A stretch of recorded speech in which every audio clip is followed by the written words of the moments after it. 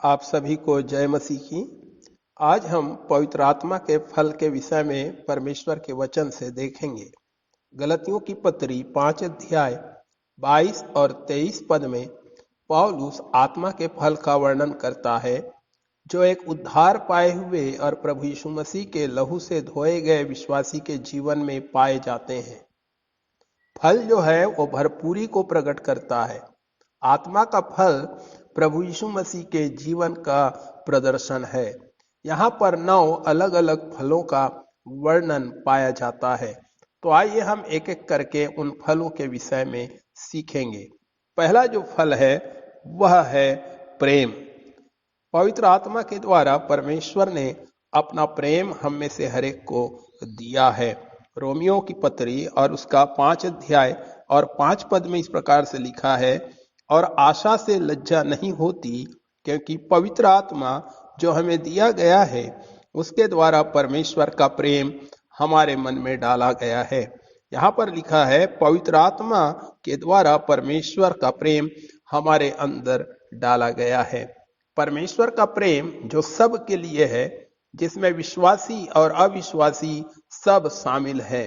और इसीलिए पहला यूहन्ना 4 अध्याय और 19 पद में भी हमें बताया गया है कि हम इसलिए प्रेम करते हैं कि पहले उसने हमसे प्रेम किया। दूसरा जो फल है वह है आनंद। और यह आनंद कोई साधारण आनंद नहीं है, परंतु यह महान और बहुतायत का आनंद है, जो बाहर के वातावरण और दशा पर निर्भर नहीं करता। यह अनंत काल तक ठहरने वाला आनंद है। यदि हम प्रेरितों के काम उसका 16 अध्याय और उसके 25 पद में पढ़ेंगे तो वहां पर लिखा है, आधी रात के लगभग पौलुस और सिलास प्रार्थना करते हुए परमेश्वर के भजन गा रहे थे और बंद हुए उनकी सुन रहे थे। तो मेरे प्रियो, यह आनंद पौलुस और सिलास के जीवन में पाया गया जब वो जेल में भी थे। ऐसे समय में भी जबकि उनके हाथ और पैरों को काठ में ठोक दिया गया था और उन्हें जेल में डाल दिया गया था, ऐसे समय में भी वे आनंद के साथ परमेश्वर की महिमा कर रहे थे। फिलिपियों की पत्री 4 अध्याय और 4 पद में पौलुस कहता है, प्रभु में सदा आनंदित रहो, मैं फिर कहता हूं आनंदित रहो। और पौलुस फिलिपियों की कलीसिया को जब ये वचन लिख रहा है तब पौलुस बंदी गृह में था। तो ये परमेश्वर का आनंद जो पवित्र आत्मा के सामर्थ्य के द्वारा हमारे अंदर डाला गया है, और जो व्यक्ति पवित्र आत्मा का फल जिसके अंदर पाया जाता है वह हर परिस्थिति में आनंदित रहता है। तीसरा फल है वह है मेल। इसका अर्थ है परमेश्वर के साथ वह मेल मिलाप और संगति जो प्रभु यीशु के बलिदान पर आधारित है। इसके ऊपर भी किसी वातावरण और समय का प्रभाव नहीं पड़ता है। रोमियो के पत्री उसका 5 अध्याय और 1 पद में लिखा हुआ है, सो जब हम विश्वास से धर्मी ठहरे तो अपने प्रभु यीशु मसीह के द्वारा परमेश्वर के साथ मेल रखें। न केवल परमेश्वर के ही साथ हमें मेल रखना है, परंतु हमें आपस में भी एक दूसरे के साथ मेल मिलाप से रहना है। फिलिपियों की पत्री 2 अध्याय और 2 और 3 में पौलुस इस प्रकार से कहता है, मेरा यह आनंद पूरा करो कि एक मन रहो, एक ही प्रेम, एक ही चित्त और एक ही मनसा रखो। विरोध या झूठी बड़ाई के लिए कुछ ना करो, पर दीनता के साथ एक दूसरे को अपने से अच्छा समझो। कैसे हम एक मन के रह सकते हैं? एक ही चित्त और एक ही मनसा उद्देश्य कैसे रख सकते हैं? जब हम आपस में मेल मिलाप से रहते हैं। चौथा जो फल है वह है धीरज। और यह गुण क्रोध और जल्दबाजी के विरुद्ध है। यहाँ पर जो चौथा जो फल बताया गया है वो है धीरज। और हमें धीरज के साथ अपने जीवन को बिताना बहुत ही जरूरी है। प्रभु के वचन में इफिसियों की पत्री और उसका 4 अध्याय 1 और 2 में लिखा हुआ है, मैं जो प्रभु में बंधुआ हूं तुमसे विनती करता हूं कि जिस बुलाहट से तुम बुलाए गए थे उसके योग्य चाल चलो, अर्थात सारी दीनता और नम्रता सहित और धीरज धरकर प्रेम से एक दूसरे की सह लो। कई बार हम बहुत जल्दी क्रोधित हो जाते हैं और जल्दबाजी में निर्णय ले लेते हैं, परंतु यदि हमारे पास ये धीरज रूपी फल है तो हम गलती नहीं करेंगे और प्रभु के वचन के अनुसार हम सारी दीनता और नम्रता और धीरज धरकर हम प्रेम से एक दूसरे की सह लेंगे। पांचवा जो फल है वो है कृपा। दूसरों के साथ सहनशीलता दर्शाना और विशेषकर जब वे हमारे विरुद्ध कोई काम करे, यह है कृपा का अर्थ। प्रभु के वचन में लिखा हुआ है, इफिसियों की पत्री 4 अध्याय और उसके 32 वचन में इस प्रकार से लिखा है, और एक दूसरे पर कृपाल और करुणामय हो, और जैसे परमेश्वर ने मसीह में तुम्हारे अपराध क्षमा किए, वैसे ही तुम भी एक दूसरे के अपराध क्षमा करो। हमारा परमेश्वर स्वयं कृपा करने वाला परमेश्वर है और इसलिए हमारे अंदर भी पवित्र आत्मा का यह फल होना बहुत जरूरी है। हमें एक दूसरे पर कृपालु होना चाहिए, एक दूसरे के प्रति करुणामय होना चाहिए, एक दूसरे पर हमें दया करना चाहिए। छठवां फल है वह है भलाई, और यह गुण, यह फल हमारी बातों और कामों से दिखाया जाना चाहिए। मत्ती रचित सुसमाचार 5 अध्याय और 16 पद में प्रभु यीशु मसीह ने स्वयं कहा कि तुम्हारा उजियाला मनुष्यों के सामने चमके, कि वे तुम्हारे भले कामों को देखकर तुम्हारे पिता की जो स्वर्ग में है बड़ाई करें।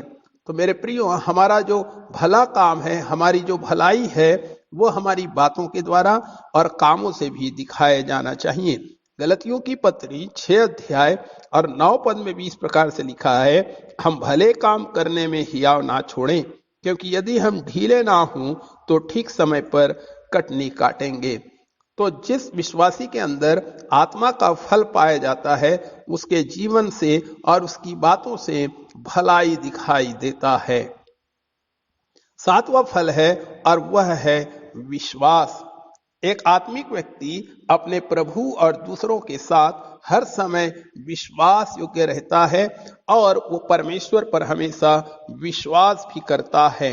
प्रभु के वचन में लिखा हुआ इब्रानियों की पत्री 11 अध्याय और उसके 6 पद में लिखा हुआ है कि विश्वास बिना परमेश्वर को प्रसन्न करना अनहोना है, क्योंकि परमेश्वर के पास आने वाले को विश्वास करना चाहिए। तो विश्वास जो फल है वो हमारे अंदर होना बहुत जरूरी है। अगर हम प्रभु के वचन में इब्रानियों की पत्री 2 अध्याय और 17 पद को पढ़ेंगे तो वहां पर बताया गया है, इस कारण उसको चाहिए था कि सब बातों में अपने भाइयों के समान बने, जिससे वह उन बातों में जो परमेश्वर से संबंध रखती है एक दयालु और विश्वास योग्य महायाजक बने, ताकि लोगों के पापों के लिए प्रायश्चित करे। तो यहाँ पर प्रभु यीशु मसीह की विश्वास योग्यता के बारे में बताया गया है। 8वां फल है और वो है नम्रता। नम्रता का अर्थ है हर प्रकार के अन्याय को सह लेना और किसी से बदला नहीं लेना। अर्थात हमारे साथ कोई अन्याय करे, हमारे साथ कोई गलत व्यवहार करे तो उसे नम्रता के साथ सह लेना है और उसे पलट कर जवाब नहीं देना है। कुलुसियों की पत्री 3 अध्याय और उसके 12 और 13 वचन में इस प्रकार से लिखा है, इसलिए परमेश्वर के चुने हुओं की नाई जो पवित्र और प्रिय हैं, बड़ी करुणा और भलाई और दीनता और नम्रता और सहनशीलता धारण करो, और यदि किसी को किसी पर दोष देने को कोई कारण हो तो एक दूसरे की सह लो और एक दूसरे के अपराध क्षमा करो, जैसे प्रभु ने तुम्हारे अपराध क्षमा किए वैसे ही तुम भी करो। तो यहाँ पर प्रभु का वचन हमें बताता है कि हमें नम्रता के साथ एक दूसरे की सह लेना है। अंतिम फल है और वो है संयम। मेरे प्रियो, संयम अगर हमारे अंदर है तो हम अपने आप को कंट्रोल में रख सकते हैं और हर एक बुराई से अपने आप को हम दूर रख सकते हैं। और परमेश्वर ने जो आज्ञाएं हमें दिया है, परमेश्वर ने जो नियम हमें दिया है, जो वचन हमें दिया है, उसका हमें पालन करना है। 1 कुरिन्थियों उसका 9 अध्याय और उसके 25 पद में पौलुस कहता है, हर एक पहलवान सब प्रकार का संयम रखता है। वे तो एक मुरझाने वाले मुकुट को पाने के लिए यह सब करते हैं, परंतु हम तो उस मुकुट के लिए करते हैं जो मुरझाने का नहीं। और आगे 9 अध्याय उसके 27 पद में पौलुस कहता है, परंतु मैं अपनी देह को मारता कूटता और वश में लाता हूं, ऐसा ना हो कि औरों को प्रचार करके मैं आप ही किसी रीति से निकम्मा ठहरूं। तो यदि संयम हमारे अंदर है तो हम अपने आप को वश में रख सकते हैं और हम अपने आप को हर प्रकार की बुराई से और परमेश्वर के नियम के विरुद्ध जाने से रोक सकते हैं। मेरे प्रियो, जिस प्रकार से एक फल पेड़ के जीवन और शक्ति की भरपूरी को दर्शाता है, उसी प्रकार पवित्र आत्मा का फल भी सही रूप में प्रभु यीशु के जीवन का चित्रण है। हमारे जीवन में आत्मा का फल होना बहुत जरूरी है ताकि हम अपने जीवन के द्वारा प्रभु यीशु मसीह के जीवन को प्रदर्शित कर सकें। अगर कोई फल मेरे जीवन में नहीं है तो हमें प्रयास करना है कि वे फल भी हमारे अंदर आ जाएं ताकि हम अपने जीवन से प्रभु यीशु मसीह को प्रदर्शित कर सकें। प्रभु आप सबको आशीष दे। Praise the Lord.